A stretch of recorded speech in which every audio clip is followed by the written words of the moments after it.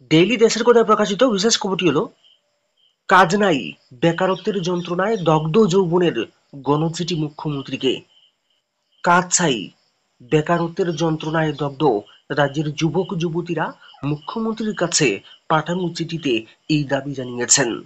রাস্তায় নেমে স্লোগান মুখর যে যুবরা কর্মসংস্থানের দাবিতে সরকারের কুম্ভকর্ণের ঘুম ভাঙানোর চেষ্টা করছেন, তাদের উদ্যোগেই কর্মপ্রত্যাশী যুবক যুবতীদের জীবন যন্ত্রণার কথা এবার মুখ্যমন্ত্রীর কাছে লিখে পাঠানো হয়েছে।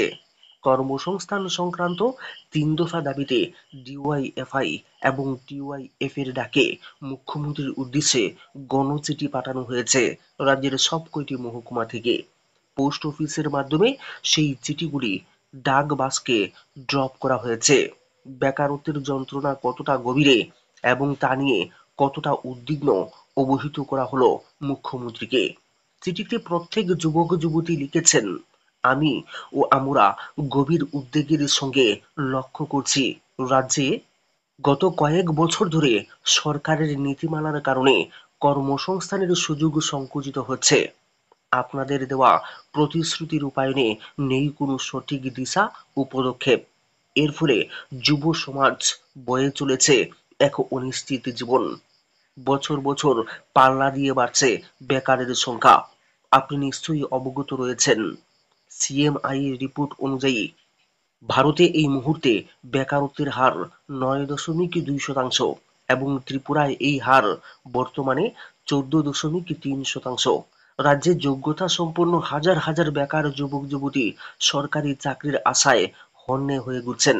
অথচ রাজ্যের শিক্ষা প্রতিষ্ঠানে শিক্ষকের চরম সংকট রয়েছে। সমস্ত হাসপাতালে চিকিৎসক, নার্স, স্বাস্থ্যকর্মীর সংকট চলছে। ইঞ্জিনিয়ার অফিসার থেকে কেরানি সমস্ত ক্ষেত্রে সব দপ্তরে চরম কর্মী সংকট চলছে। সরকারি চাকরির সুযোগ সংকুচিত হওয়ার ফলে কর্মহীনতা এ রাজ্যে যুব সমাজের দুর্দশা ও যন্ত্রণা বাড়িয়ে দিয়ে তাদের বিপদগামী করেছে। আমরা উদ্বিগ্ন যে শূন্যপদ পূরণে সরকারি উদ্যোগী না হয়ে সরকার ডেকে আনছে আউটসোর্সিং অস্থায়ী ঠিকা প্রথাকে, যেখানে শ্রম শোষণ হয় কিন্তু কাজের নিরাপত্তা, সাংবিধানিক সুযোগ সুবিধা, স্থায়িত্ব কিছুই নেই। আছে শুধুমাত্র এক অন্ধকার ভবিষ্যৎ।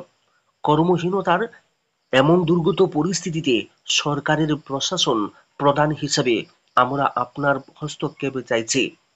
আশা করছি রাজ্যের যুব সমাজের আত্মমর্যাদা, স্বপ্ন ও আপনাদের দেওয়া প্রতিশ্রুতি পূরণে আপনি সদর্থক ভূমিকা গ্রহণ করবেন। ভালো থাকবেন।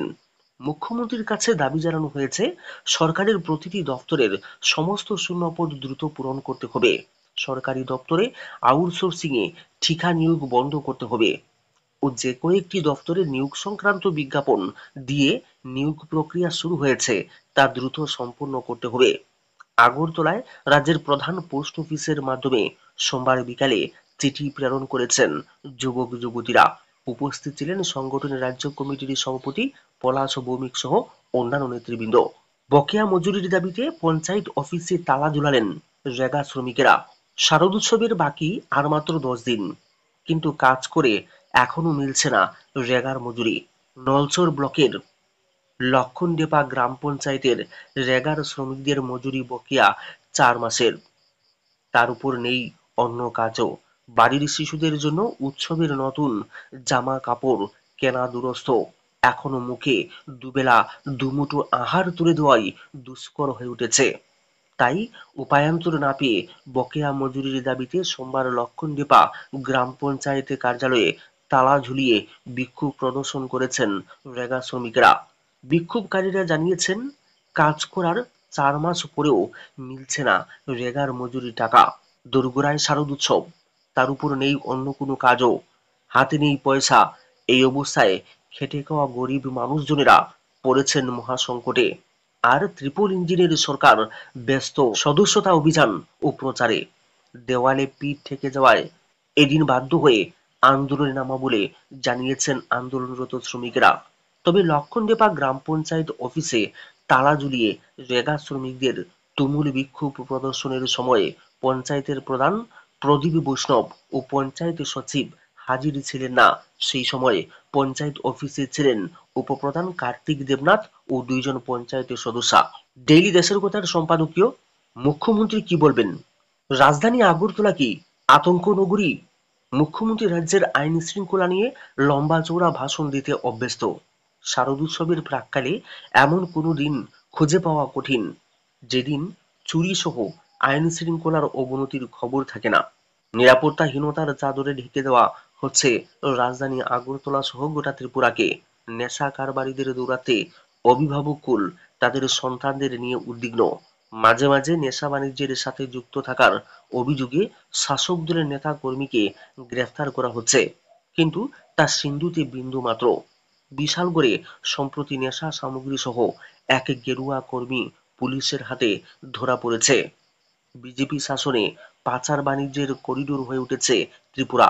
একে কেন্দ্র করে বাড়ছে অপরাধ প্রবণতা। অতি সম্প্রতিকালে খুন, নারী নির্যাতন, শ্লীলতাহানির ঘটনাবলীর পরেও কি কেউ বলবেন রাজ্যের সাধারণ আইন শৃঙ্খলা ভালো?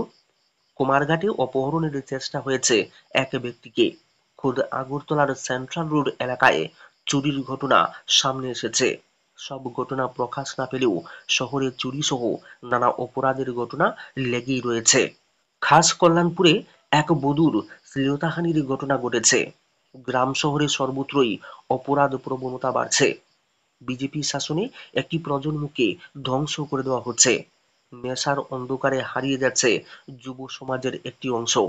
নেশা খুব দ্রুত সমাজকে মূল্যবোধহীন করে তুলেছে।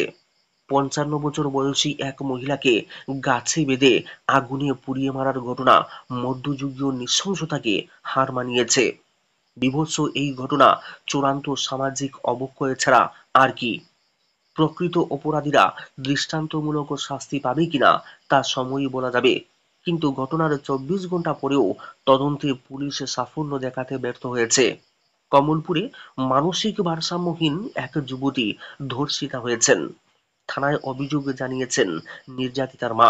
কুমারঘাটে ধর্ষণ শেষে এক নাবালিকাকে খুন করা হয়েছে বলে থানায় অভিযোগ লিপিবদ্ধ হয়েছে।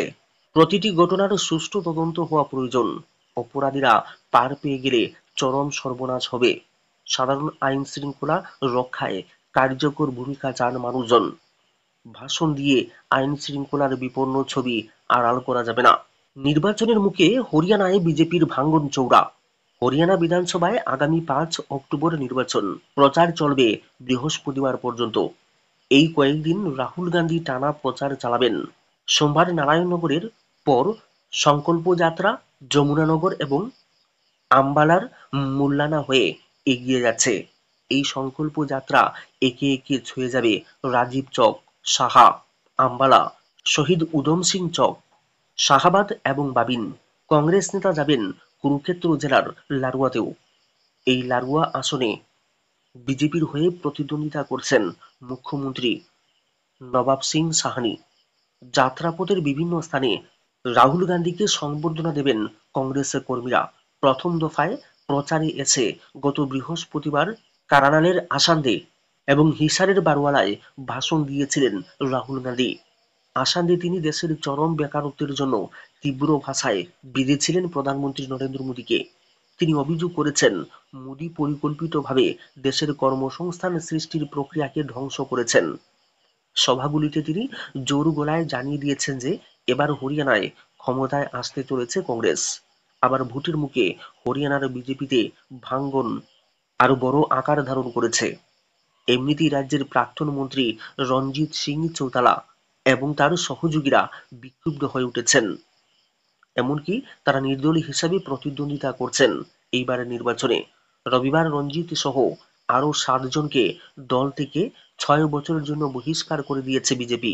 রানীরা আসন বিজেপি তাকে না ছাড়ায় রঞ্জিত নির্দলীয় হিসেবে প্রতিদ্বন্দ্বিতার সিদ্ধান্ত নিয়েছেন।